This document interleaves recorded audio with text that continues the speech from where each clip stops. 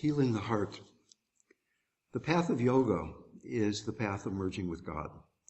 Whether it's the path of bhakti yoga or the path of hatha yoga or karma yoga or all the other yogas.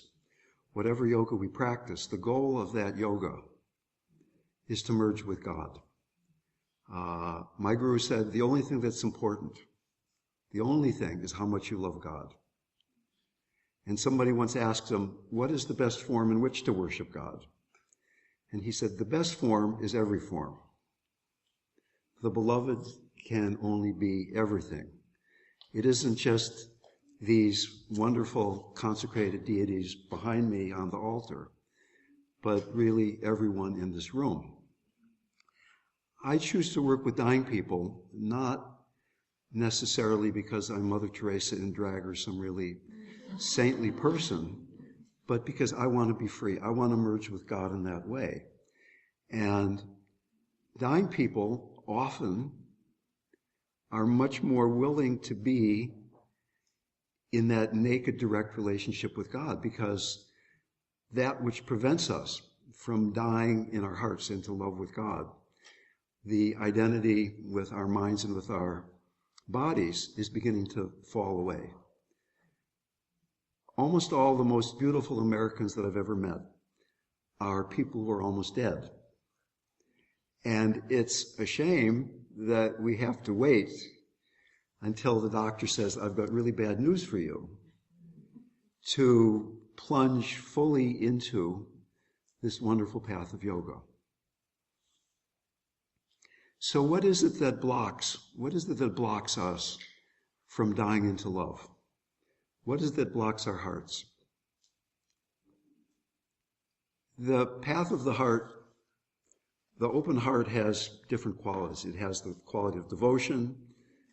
When there's pain, suffering, it has the quality of compassion. It has the quality of forgiveness. It has the quality of gratitude. But let's look at compassion a bit, because really it is the ability to keep the heart open when suffering is arising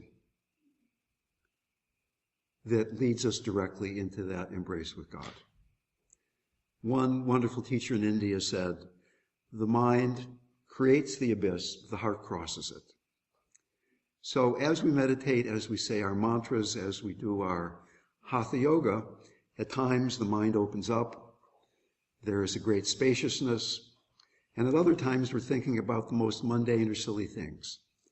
Why is that? Why isn't that once we've touched that sweetness, that we've smelled that sweet fragrance, that again and again we keep going back into the personality? And my experience is the following, that the ego structure doesn't like being ignored. Descartes said, I think, therefore I am. And modern and postmodern woman and man knows that that really isn't true. But some place in our minds really believes that. So that as the heart mind becomes more spacious and we're resting there with God, the ego is feeling ignored. And it says, wait a minute, let's start thinking about something. And right before one begins to think, I would suggest there is a very subtle fear of death. Now, all fear is fear of death.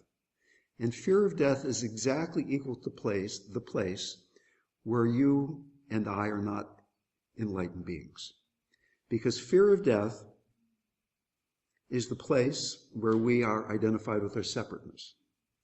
The place where it seems that I'm up here and you're down there, that I'm a man and you're a woman, that I'm older and you're younger, all those differences. And to the extent that we're only caught in that separateness, then we're going to be afraid of dying.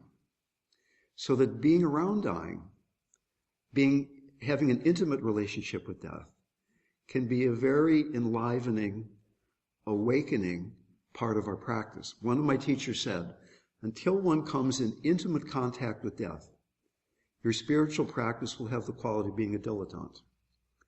So you can meditate till your knees fall off. You can meditate till you have calluses on your butt.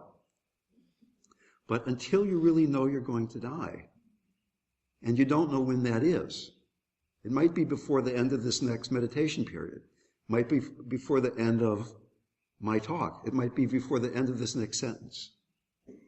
If we really didn't know that, when that moment was, how would that then affect the way that we were here together right now?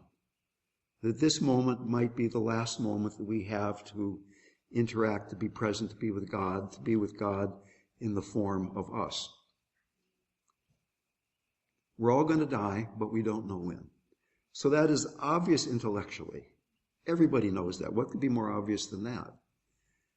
But if we really take that as a contemplation into the core of our bones, that we're going to die, but we don't know when, then it can really add a deep sense of passion and aliveness to our practice, to our meditation, to our saying a mantra. In Tibetan Buddhism, before you begin to even work with the deities, you say 1,000,000 mantras and do 100,000 full prostrations with your forehead to the floor. And I've always wondered, are we really so stubborn that it takes 1,000,000 mantras and 100,000 full prostrations? Could you say one mantra so fully that it splits open the earth and that God is revealed? I think you could. I know you could. And yet we pull back into a place of safety again and again. Compassion is the quality of keeping your heart open in hell, of keeping your heart open when there is pain in the world, either in yourself or in other people around you. Traditionally, compassion is taught as compassion for the other person who is out there suffering. But in the West, we really need to start working with compassion for ourselves. These wonderful practices that are taught here at this yoga farm were developed thousands of years ago by people and for people who were grounded, centered, unneurotic, and loved their parents. How many of those people are in this room right now? So that if we begin this great project of disidentifying with ego structure and identifying with the God within, with our true nature, with Christ consciousness, and we're beginning it from this neurotic standpoint, it's not too hard to see that not too far down the road, there will be roadblocks and detours that make this practice very, very difficult at times. So that first of all, we need a strong motivation for practice. And one of the motivations can be that you're going to die, but you don't know when. If you really knew that, how would that affect your practice? Okay, so we have this motivation to practice. And then the first step is to invoke that which we trust, to say a mantra, to call upon God to show up. We kind of know God is there, but we're not really feeling it right now. We're asking to receive, we're asking to open up. So initially we're saying a mantra from that standpoint of, I'm hoping for a relationship. I'm hoping for my heart to open. I'm hoping to be in that spacious, open-hearted place. And it's easy to say a mantra from that place for decades of not really fully having that relationship. And in fact, I think it's even easy to miss the place when the relationship begins, because we're so used to wanting the relationship that God is actually so close and always present that we keep thinking we need to do something to seduce her. Okay, so being very alert to that moment when the relationship is beginning. And then the next stage is when we're really in that relationship, that you are with the beloved. So the open heart then is manifesting as either this devotional heart, your relationship with God, but we need then to be alert to what begins to get in the way again and again and again. My feeling of separateness, my feeling of wanting to do better or wanting you to like me, or whatever character structure each of us has that is perfectly designed to avoid that fear of death. So my experience in meditation is the following. I go into this nice, open, spacious, open-hearted place, resting in presence, if you will. That goes on for a while, and then I notice I've been thinking for a little while. Maybe a really short amount of time, maybe quite a bit of a longer time. And I notice that, and as I notice it, the mind begins to calm down. I come back to that sense of relationship again. Open heart, and then thoughts come again. But if I really pay attention, right before the thinking is this anxiety.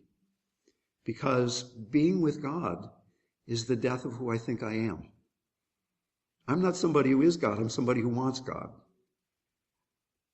And when I am there being God, the part in me that doesn't quite believe that yet gets frightened. So that can we begin to have compassion for the place in us that pulls back from being presence, from being one with the beloved. The beloved can only be everything. The beloved is not only when our heart is open. Behind me is a Shiva lingam over there. Is that Shiva directly behind the big statue? Yeah, it's Dakshinamurti, which is the silent teacher Shiva. So in the West, our relationship with God is often the God of light, the God we'd like to meet and get along with and have dinner with. But in the tantric traditions of Tibet and India, there's also the dark side of God, God that destroys, God that transforms, God that transmutes.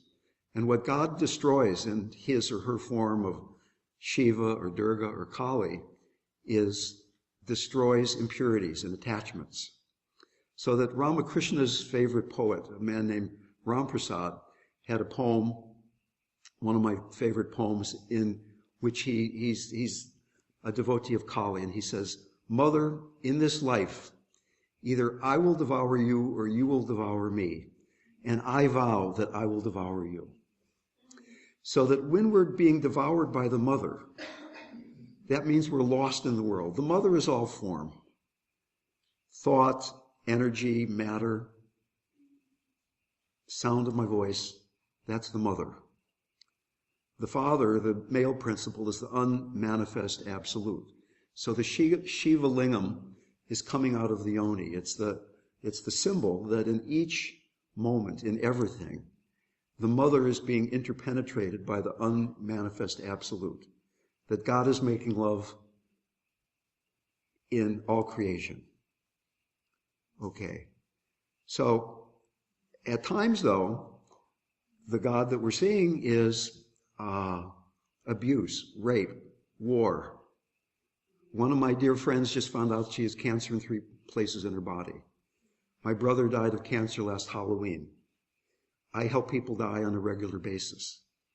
Is that also God? Is that Shiva, or is that something that's not God? So, once again, the mind creates the abyss, the heart crosses the abyss. Without the heart, being with all of the suffering in the world is impossible. But truly the heart is boundless. There is no edge to it. So it isn't just that I can have compassion for the places in myself, but when I truly open my heart, there's room for all the suffering in the world. So that it isn't that I approve of or like all of the inequality and inequity and abuse and violence that goes on, but I can be with it without getting lost, without pushing it away. So suffering arises.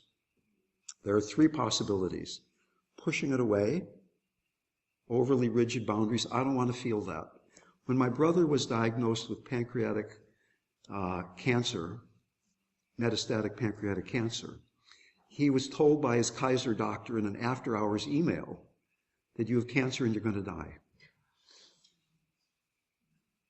The doctor waited until there was nobody to talk to until the next day.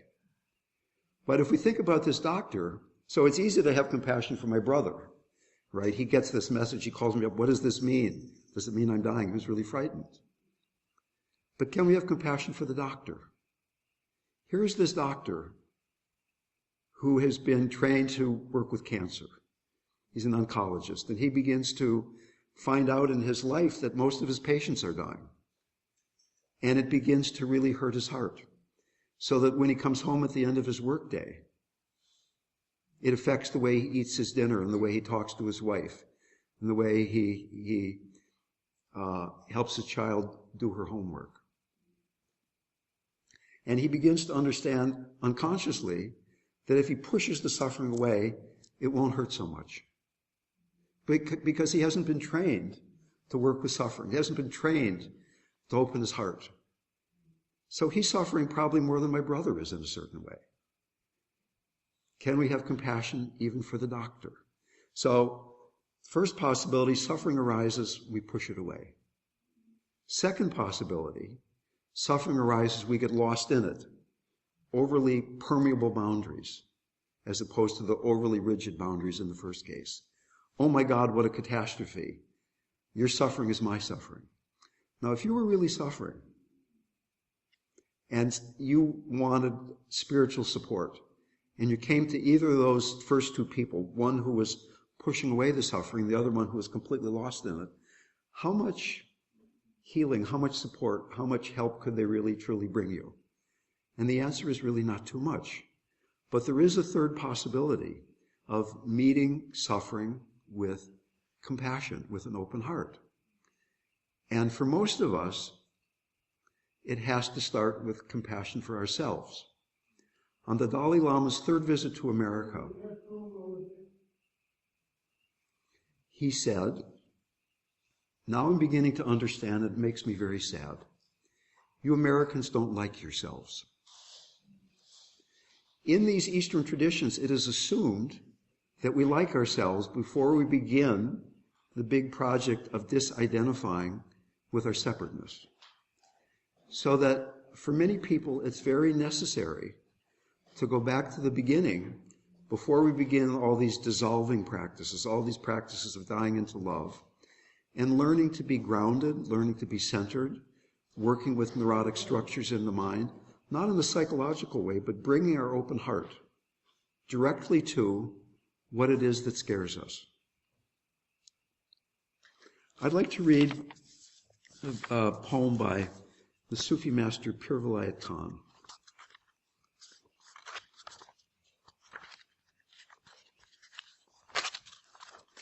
Like the mother of the world, who carries the pain of the world in her heart, each one of us is a part of her heart, and therefore each one of us is endowed with a certain measure of cosmic pain.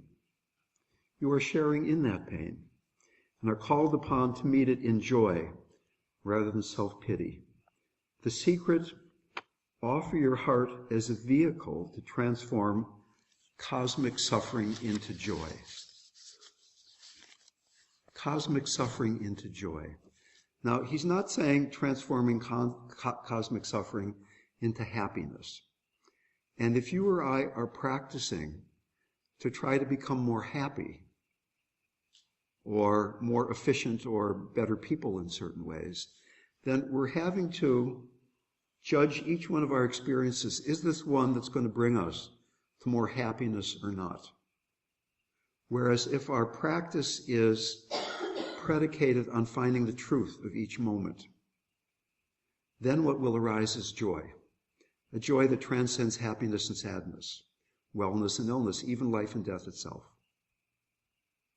So that if we really have this motivation to bring compassion to each moment, and compassion literally means with passion. All of your passion, the practice of compassion is the practice of a warrior. It's a very daring practice. It's not a mushy, soft kind of love. It's a kind of love that meets the suffering of the world head on, but with an open heart.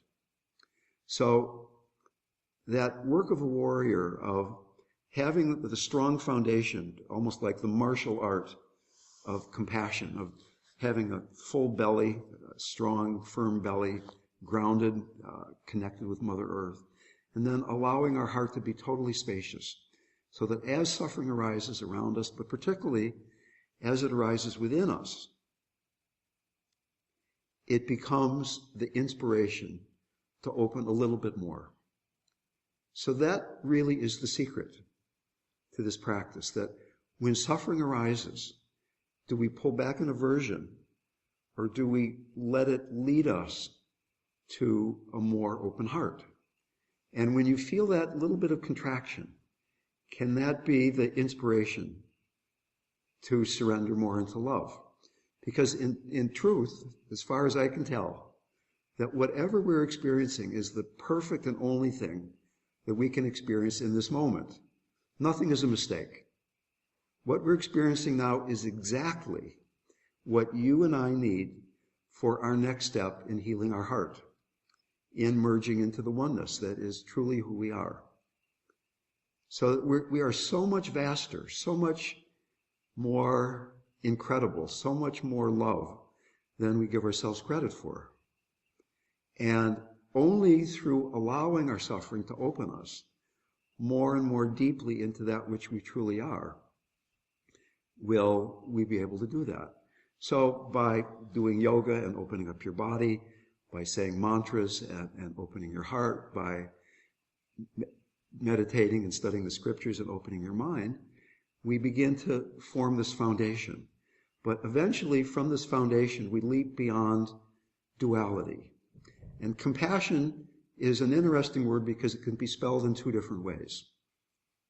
It can be spelled C-O-M-P-A-S-S-I-O-N, and it can be spelled capital C-O-M-P-A-S-S-I-O-N.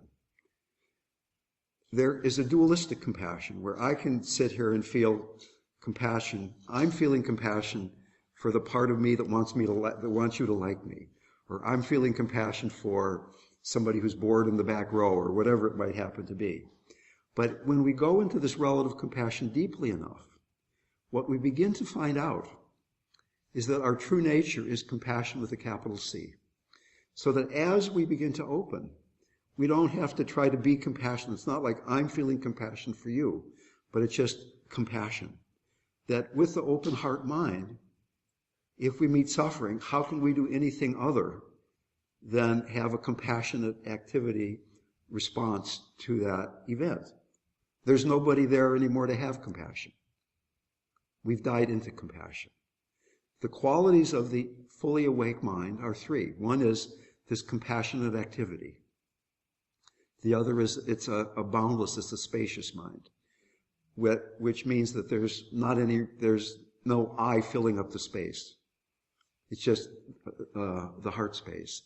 And finally, there's complete clarity.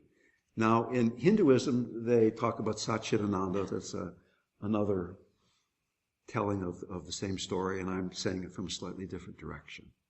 So I'd like to pause for a minute and ask if there are any questions before I go on. Remarks? Nobody?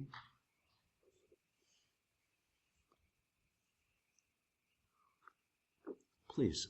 So what exactly is it your organization does? I'm sorry, what is? What exactly is it that your organization or the organization you work for does? What does my organization exactly do? Well, it's called the Living Dying Project, and there's the living part and there's the dying part. But mostly it's living/dying. It's about the slash. The way living informs dying and dying informs living. So maybe that's a little mindy, but what we actually do is I train people in the Bay Area to become Living Dying Project volunteers. And I teach workshops around the country. And we've just started actually having online workshops. I just completed one a few weeks ago where there were people from Latvia and France and Italy and British Columbia and all over the place taking this training. And I train people then to go into the community and offer spiritual support on a one-to-one free of charge basis to anybody that wants it. As well, to make a living, I teach an integrated spiritual path. I have groups in Santa Rosa and Marin and San Francisco, and I travel around the country doing that. In fact, I've got some flyers here that have phone numbers and website addresses and things like that. So we can talk about working with this one dying person and helping her or him. But as well, I would say that, let's even backtrack. So many years ago, I was living with Ramdas in Santa Cruz. Stephen Levine was living on the other side of town. And this was back in the late 1970s. And it seemed like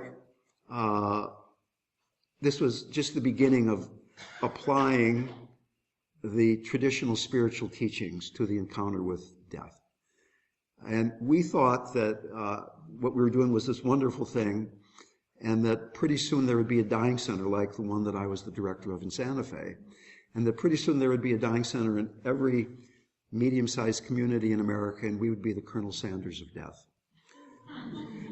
But we grossly underestimated how deeply embedded fear and denial of death is in our culture.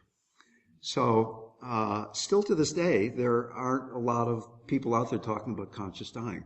And most of them, strangely enough, are Buddhists for some reason that I haven't quite figured out. So what I was getting at here is that we still have a strong collective denial of death, a very youth-oriented, physical-oriented society in which we live in. And I would suggest that all the imbalances we see in the world, the homelessness, the raping of the environment and the planet, hunger, abuse, the gross financial inequality in our country right now, all of these things at the root have the fear of death. So that you can donate to Amnesty International or Habitat for Humanity or the local food bank, whatever you want. But as long as there's fear of death in our culture, it's like putting a Band-Aid over here, and then the blood starts spurting out over there. And you put a Band-Aid over there, and it spurts out on the third place. Because as long as we don't know we're mortal, and that this moment is the precious moment, that this is the only moment at which we can awaken, it's possible then to kind of rise above the human condition and say, well, I'm going to just take my stuff and I don't really care about you. So there is the collective work of trying to help people understand the preciousness of human incarnation, the possibility of awakening, and hopefully helping them to transmute fear of death into an awakened heart. Rumi, the poet Rumi, famously said, grief is the garden of compassion. Now, what is a garden? A garden is a place where something really tasty or something really beautiful grows. And here we've got this garden that's the garden of grief. What is he talking about? Grief is the garden of compassion. What could grow out of this garden? Grief has the quality of separation. Grief is any negative emotion arising in response to feeling separate. So traditionally we think of grief as, I'm grieving because somebody died or a relationship ended or somebody lost an identity, an ability or something. But suppose somebody cuts you off in traffic and you get angry. That's a grief reaction because you're separate from that person.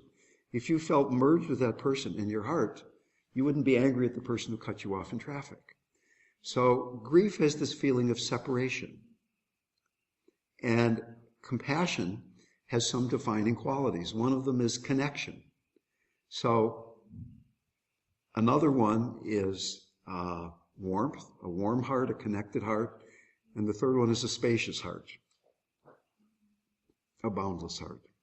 So another way of talking about the spiritual path is learning to transmute feelings of grief and separation into feelings of love and compassion and connectedness. So right now, I mean, maybe nobody's given you a cancer diagnosis or maybe a relationship hasn't just ended in your life. But probably we don't feel totally connected in this room right now. I mean, I'm the guy up on the stage. I got the microphone. I'm 2 feet higher than you.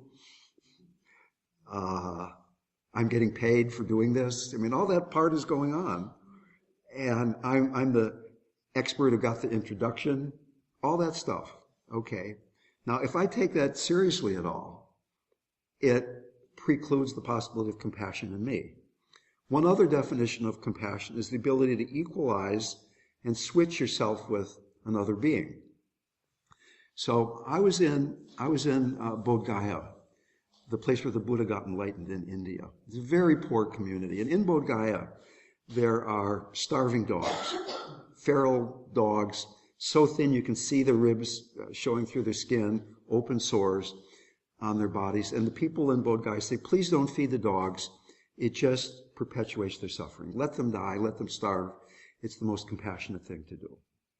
Being a soft-hearted person and just having spent 10 years studying mathematics in universities, my mind was a bit of a mess anyway.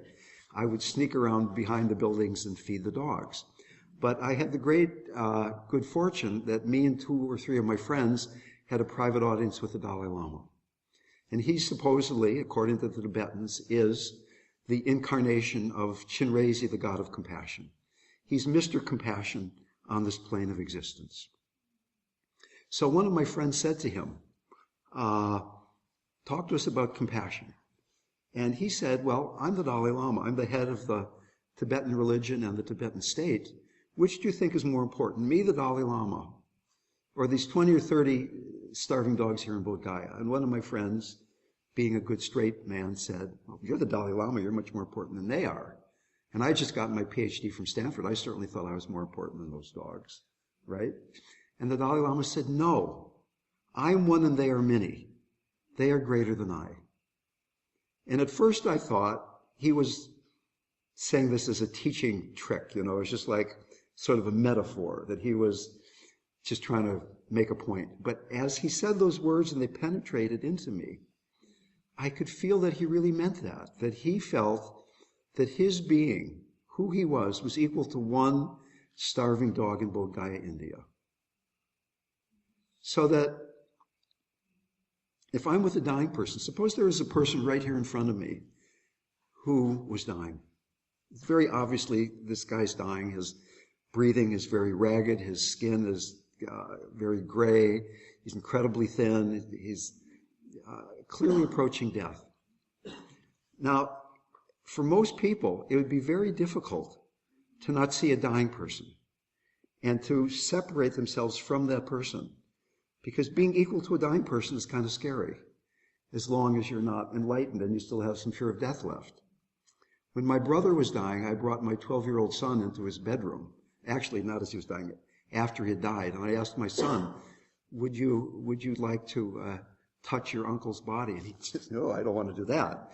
And just right in his being, he didn't want to be around death. Okay, so this notion of a dying person tends to separate us from that other person. Can we, instead of seeing a dying person, see, here's another being that I'm totally equal to, who happens to be in a body that might be dying? Or if Barack Obama came walking in the door, nobody would see a person. Everybody would see the President of the United States. And we all have identities. Attractive, too big a nose, old, young, whatever these identities are, that we fall back into as a way of being comfortable and feeling separate. So that right now as we're sitting here, can you and I have compassion for the place where we feel a little separate, where we're not together in oneness, where we're not together in that presence that doesn't just connect us, but we are one in. We are each that consciousness. And in fact, in one way of looking at things, this life is nothing other than, in each moment, consciousness touching an object, and then the next object. So that one of the few times in my life I have the perfect, actually I don't have it, it's down there, but let's pretend I had a flashlight. I've got a flashlight down there, but that's okay, I don't need a flashlight. Let's pretend I've got a flashlight here. And I go outside and I drop something, and I'm looking around in the dark for the flashlight. Now, usually we identify with, I'm the person who's holding the flashlight, right? I'm the flashlight holder. Sometimes we identify with what the flashlight is shining upon. Like, I'm angry, you're aware of your anger, or I'm in love, or I'm tired, whatever it is. But according to Advaita, we're the light of the flashlight. We're not who's holding it. We're not the object that it's shining upon. We're the light itself. And the light that you have and the light I have is exactly the same light. So when we begin to surrender into that oneness, suffering out there in the world takes on a very different flavor. Okay, so that was a very long answer to your question, but thank you for the platform. Would anybody else like to ask something or remark about something? Please there. Yes. Would you explain that whole mother devouring thing again? Okay. Okay. So the Ram Prasad Sen poem, where he starts out saying, Mother, in this life, either I will devour you or you will devour me, and I vow to devour you. So if I'm being devoured by the mother, it means I'm lost in the mother. I'm lost in the duality. I'm lost in Maya. I'm thinking I'm a Dale and you're a not Dale, and all that stuff is going on, and I've got a little pain in my right hip, and those things are going on, but that's what I'm identifying with. If I'm devouring the mother, I'm Satchidananda. I am, all this stuff is still going on, but I'm not lost in it. I'm awake within it. So it's the difference, say, between having an emotion and being lost in emotion. When people fall in love, I would suggest there's often a very complicated mixture of love and attachment that's very hard to separate. And in that quality of attachment, we're being devoured by the mother. When we're actually loving somebody with no expectation of anything in return. It's not that I'm loving you because I want you to love me, or I'm kind of lonely and I'd rather not be so lonely, or I like having you next to me, but I'm just loving you because I'm loving you. Then I'm devouring the mother. But as soon as it falls back into I'm wanting something, there's a me that wants something from this other you, then the mother's devouring me. And she has blood dripping out of her mouth.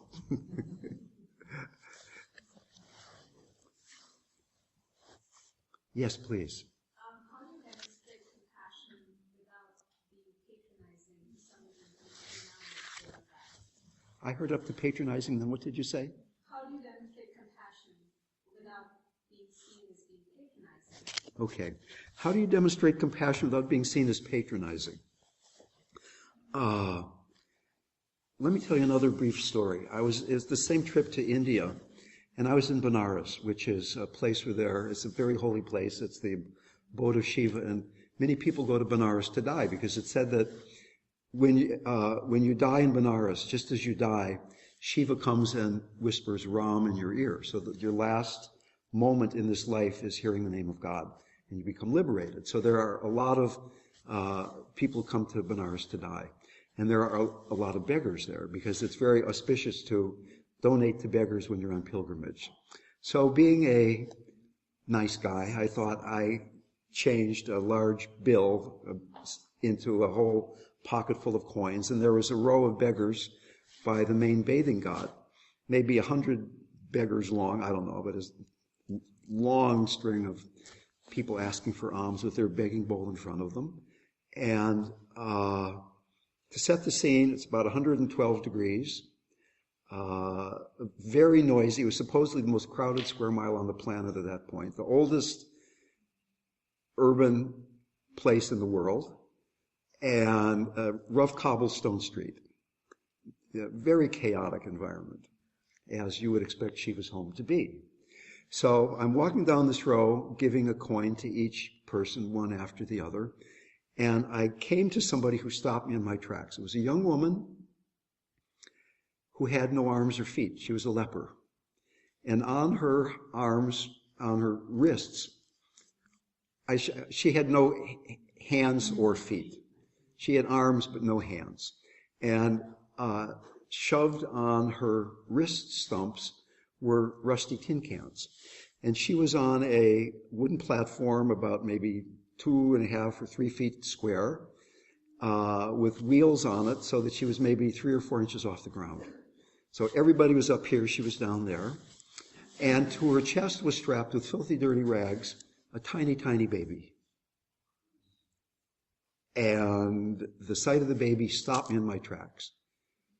I had some experiences in my very early childhood. I got some electrical shocks where I kind of was taught that the world is not an entirely safe place. So I saw this baby and my mind started spinning. And I thought, who could have conceived a baby with this woman? What's going to happen to this baby? My God, what's going to happen? And instead of giving her a coin or even a few coins, I reached in my other pocket, pulled out a rather large bill, put it in her begging bowl. She looked down at the money. She looked up at me. Her expression began to change. She looked down at me, down at the money again. She began to look angry. She looked up at me. She was clearly angry. She knocked the begging bowl flying. My donation went flying into the air. She picked up the bowl with her tin can covered stumps, put it on the cart, and angrily propelled herself away. End of story. I was standing there kind of embarrassed, shocked, confused. Why had she done this? And the more I thought about it over the days that followed, I realized that I had given her money because I felt sorry for her, and that she couldn't afford to take money from somebody who felt pity. So that in one way of looking at things, pity is the near enemy of compassion. Two people can donate to someone, to a beggar or something. One's doing it out of compassion, feeling equalized, open-hearted. The other's doing it, I feel sorry for you. I don't want to feel too much here. Let me give you some money and get out of here as quickly as I can. She couldn't afford to take what for her would be a lot of money from somebody who felt sorry for her. So what did I need to do in that moment where my mind started spinning? And what I needed to do in that moment was not have compassion for her, but have compassion for the place where I was afraid. Because until that frightened child in me who was scared of that baby in a certain way, scared by that baby, until I could open to that, then it would be very difficult to be compassionate for her. So that your question is, how can we be compassionate without seeming, what was the word again? Patronizing. My feeling is, and it's been borne out a lot, that if you truly are compassionate, people will feel that. If you're meeting them in a heartfelt way, people will know that. And my strategy in life is, if my heart is open, I'm willing to do almost any wild thing. And if my heart isn't so open, I fall back to being nice. So watch out if I'm nice to you. No. So what I'm saying is, being patronizing and being compassionate outwardly can look identical from a third-party viewer from outside. But the feeling is unmistakable when somebody has this compassionate connection with you. Okay. Any other remarks or questions?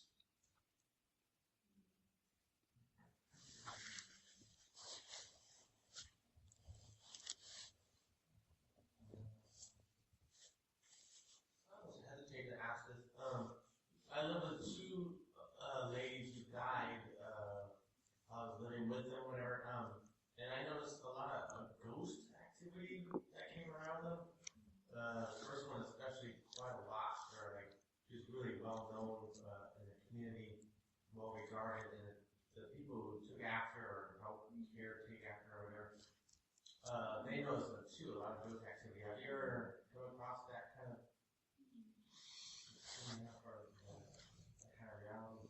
Well, I work with people mostly as they're dying and right after they've died. And people that I respect really a great deal said they've seen ghosts. I've really never seen one. I mean, I think there are people during the workshop over the next couple of days, we will talk about the dying process, the spiritual dying process, what happens as you're dying, as you're leaving your body, how to prepare for that spiritually, practices that can be done to help people leave their body in a more graceful and more spiritually productive way. But my guess is that there are some people who are so attached to the place they live that after they die, they don't want to leave home, and they stick around for one reason or another. And but you know, there is so much esoteric information, and I try to stick with what information can help me be more awake and more loving in this moment, rather than, for instance, one time the Buddha was out in the forest in the autumn, and somebody asked him a question about the afterlife or something, and there was millions of leaves on the ground that had fallen off the trees, and he picked up a handful of leaves, and he said, "Oh monks, which is greater, all the leaves on the ground that you see, or the leaves I have in my hand?" And one good straight man said, "Well, obviously there's more leaves on the ground than you have in your hand." And he said, "Just so, but what I'm giving you is all that you need for your awakening. Don't worry about all the leaves on the ground." So one of my first meditation teachers said, the most important thing is finding the most important thing. What is the most important thing? Right now, what is the most important thing? How alive are you willing to be? The Hasids say that there's nothing more whole than a broken heart. Can we break our hearts open, smash them to pieces, and through the wound of the broken heart, that's where God can enter in.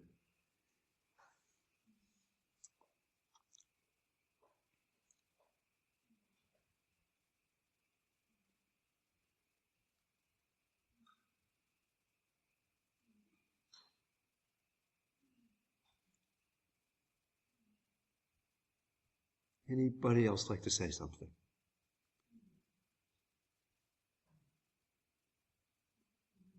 Yes. What time is it? Time will tell.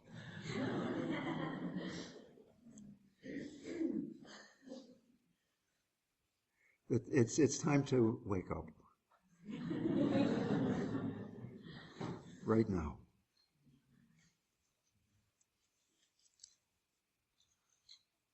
Yes, please. I was hoping you would ask a question. I've been enjoying your smile so much. Being an expert in this field, Please. I say that. What is one thing, because there are so many leaves, one piece of advice you could give us that we can take away from tonight, that we can meditate on? Which field am I an expert in again? The dying to the loving. Okay.